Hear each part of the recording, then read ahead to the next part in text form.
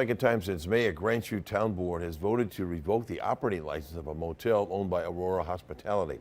Action 2 News has previously reported on the former Roadway Inn, but tonight the Quality Inn on West College Avenue was the focus of discussion, accused in a police complaint of fraud. In a first word update, Jason Zimmerman breaks down the allegations with reaction. The fate of the Quality Inn remains in question after a unanimous vote of the Grand Chute Town Board to take away its operating license after a discussion lasting just a few minutes. All in favor signify by saying aye. Aye.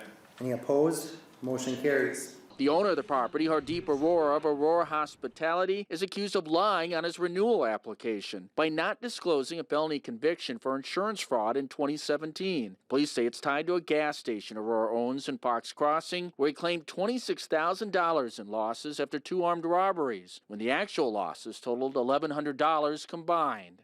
I want to say this delicately. The owner, Hardeep Aurora, has misrepresented himself and the organization on the application. Back in May, the town board also revoked the license for the former Roadway Inn based on a high volume of police complaints. But the property has since reopened after being sold by Aurora to a new owner.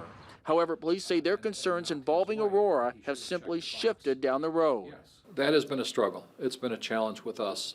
It's what led, I think, to us eventually asking the board to revoke his previous license, and we're experiencing the same problems with this particular hotel. Aurora was not at Tuesday's meeting. His attorney claims Aurora's wife actually owns the property, which is why her name was on the application, not his. He will have a chance to appeal this revocation with both the town and the court system. Reporting in Grand Chute, Jason Zimmerman, Action 2 News.